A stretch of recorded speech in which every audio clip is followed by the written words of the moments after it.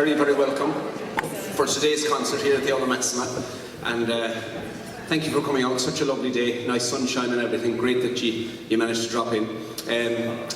By the way, next week it's the Quiet Music Ensemble and the Quiet Club, absolutely, and that's down at St. Finbarr's. So do come along for that. It's really, really nice. It's Cork's Quiet Improvisation Ensemble. Some really, really interesting things happening, some great sounds. So do come along for that, please. Bear in mind again today the exits right over here and then at the very back as well on the left back there as I'm looking back. So we'd love to welcome our traditional artist in residence for 2019 to 2020, and he's from North Kerry, and I think he has plenty to say about the music today that he'll be playing and also a variety of instruments that he'll be playing, and he may even surprise you with a guest along the way. Please give a fantastic warm welcome for Danny O'Mahony.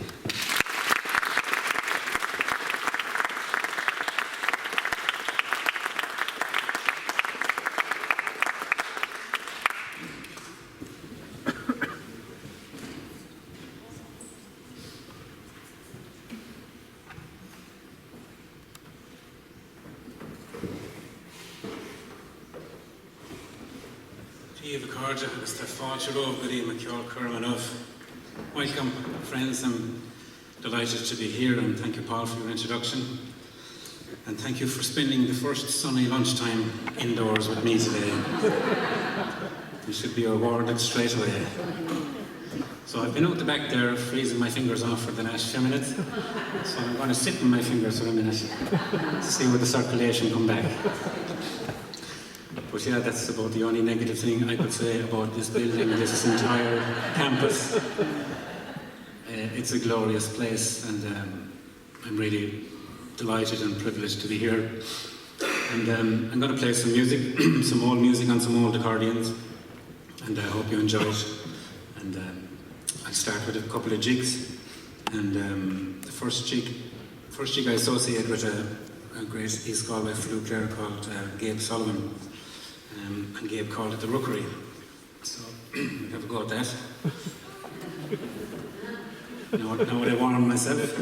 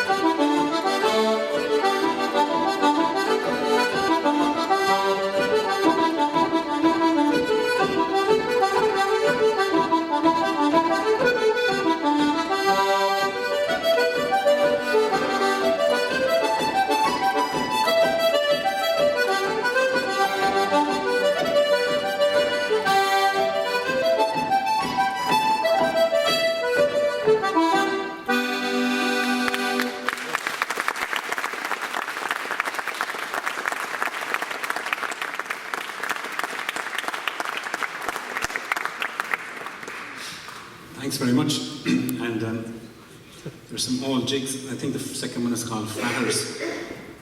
And the last jig I don't have a title for off the top of my head today.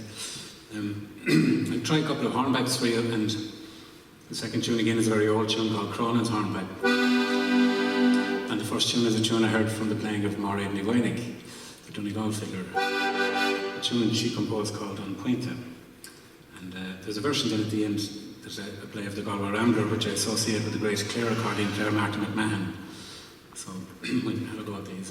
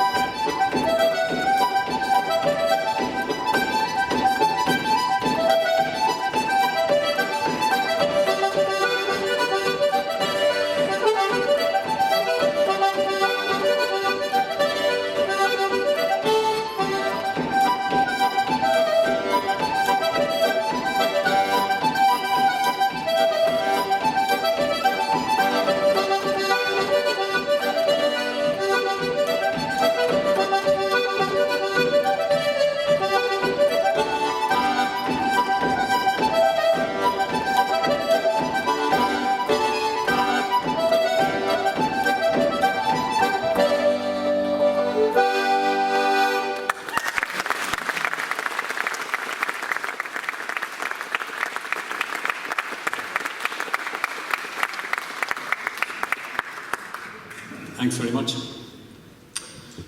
I'm warming up a little bit. So just as I'm warming up, I'm going to slow down and I'll play something a little slower for you.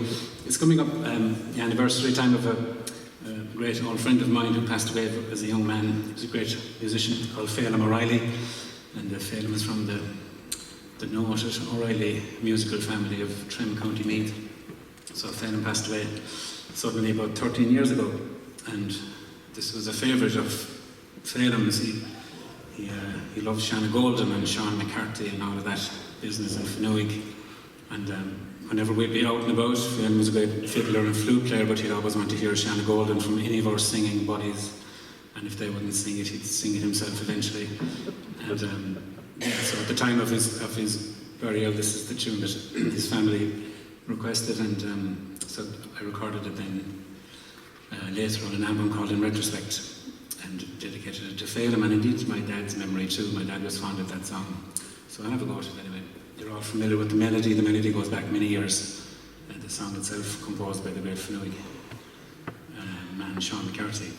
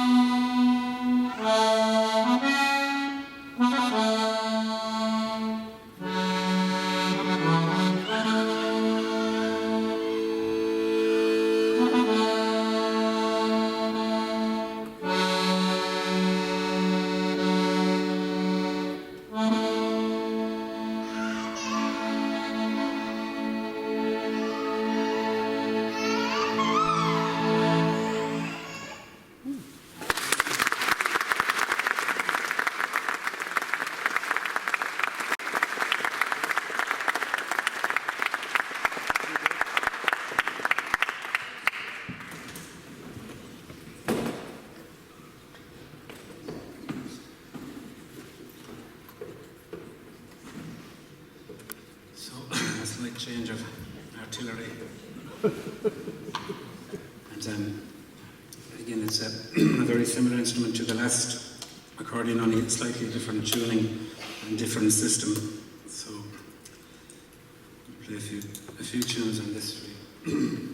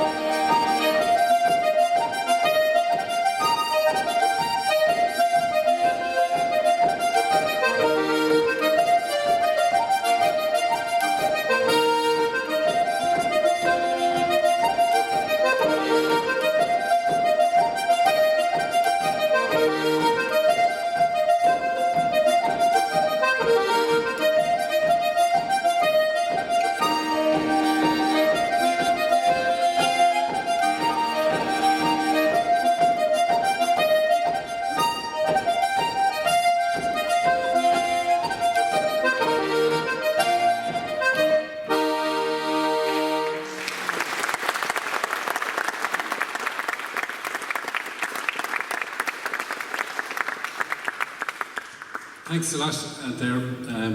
Again, all tunes. The first one is a jig version of O'Sullivan's March, I believe.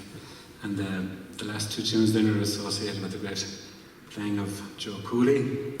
And this accordion often played those tunes as well.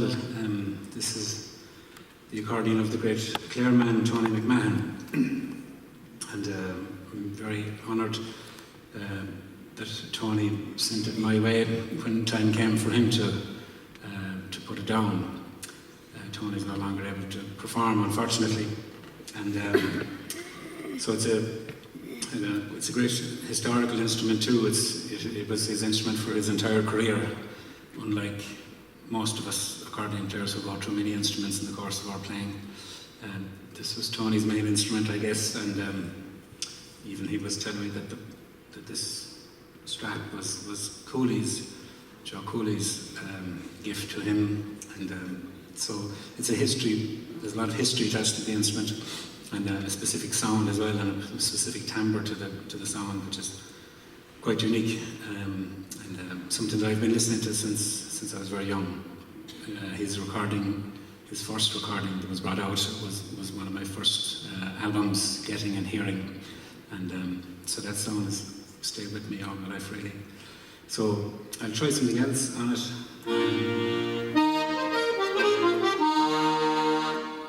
Couple real better.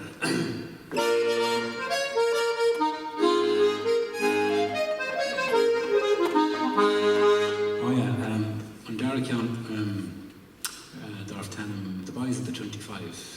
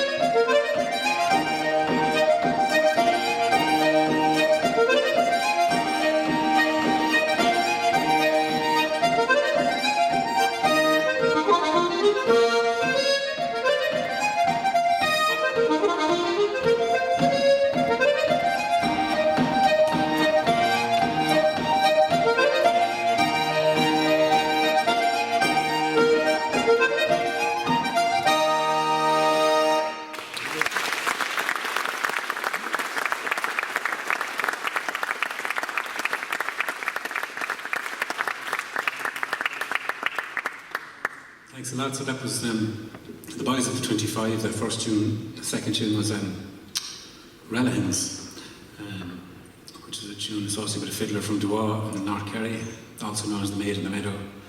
And the last tune is The Pinch of Snuff.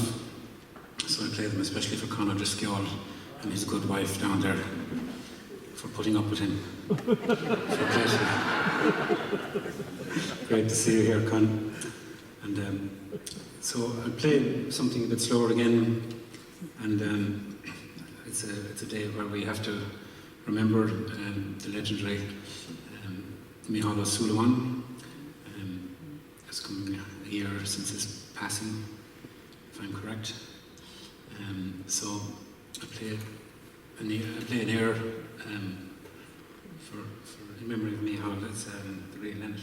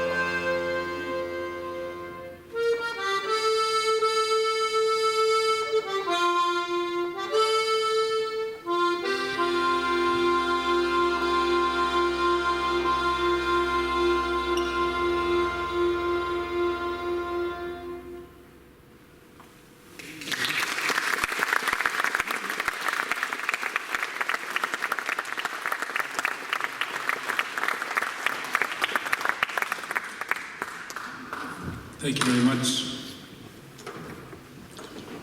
There's my sound man. Give him a round of applause.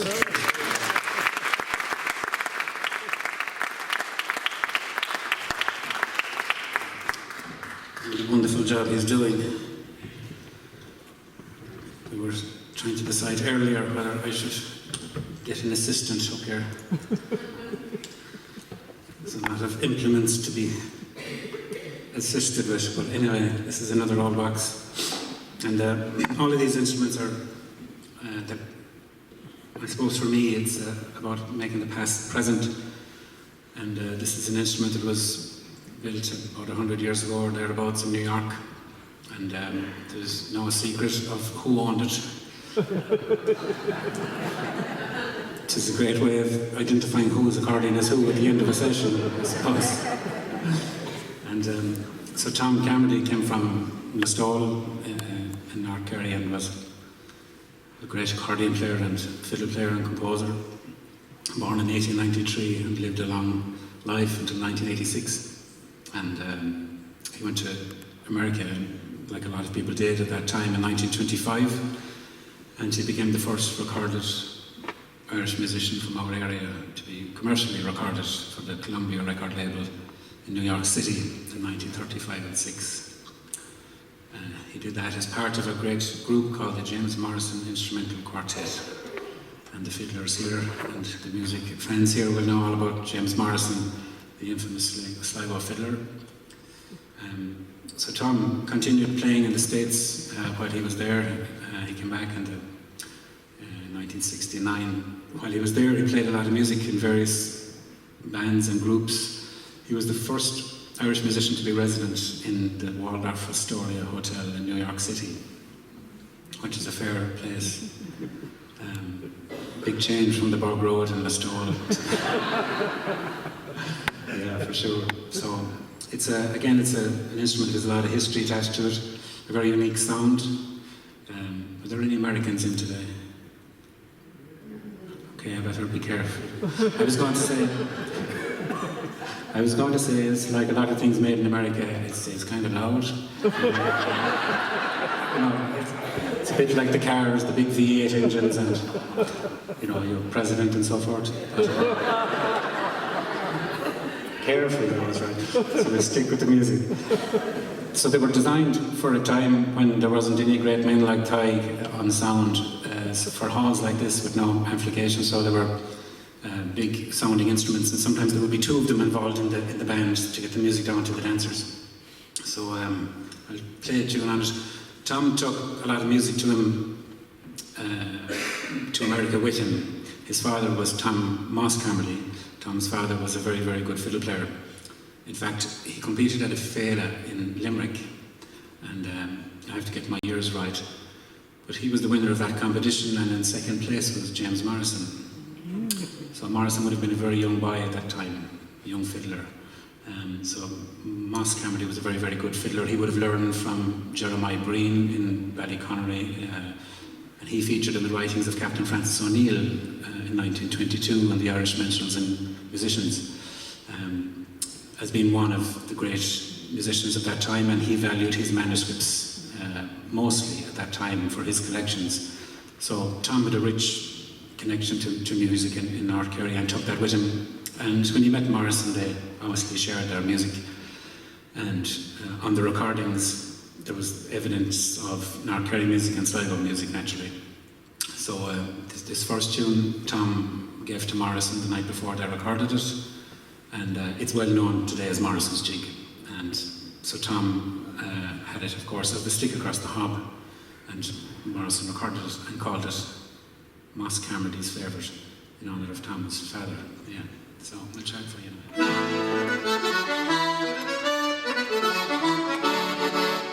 See, Tig's after taking pity, he's after turning down the mic. Ease the pain a little.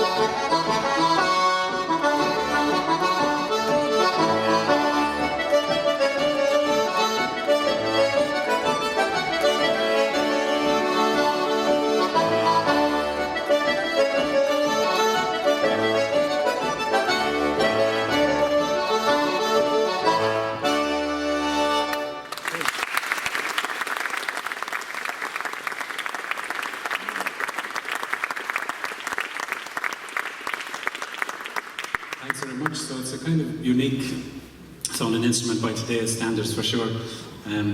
It's a 6-voice instrument, so it would be built with twice the amount of reeds as in the other 2 accordions that I played, as I said, to give more volume, to give more sound, and yeah, quite unique to the sound of that era. And yeah, I took it back to the States some time back, and it's something that they're very fond of when they see the connection, of course, with the Irish and American flags and the different decorations, harp and shamrock and so forth. It's quite a topic of interest. And when I came across the instrument, it was in an outdoor shed for some years. So there's a grand smell of mould off it as well. For those of you on the front row, it's not coming from me. When I got to the case, there was a lot of nature in and around it, and stuff growing out of it and all that. But yeah, it cleaned up really well, like myself. And Charlie Harris was the great man from Galway, of course, who found Tom Carmody in the first place. Figured out that he was in Ballygunnion and retired, and he put RTE onto Tom Carmody, and they recorded a lovely radio programme called The Irish Phonograph, which was broadcast in 1986 on RTE Radio. And Harry Bradshaw and Nicholas Carlin were involved in that. And Harry Bradshaw still talks about it to this day as being a seminal moment for him to meet Tom Carmody, because Tom was one of the first people to come back from that era of Irish music in America alive. You know, he was the only one that survived it. All of the rest of those great musicians died young men in America. Conlon and Coleman, of course, and so forth. So, yeah, Tom was able to document it firsthand for Harry Bradshaw, the whole recording process.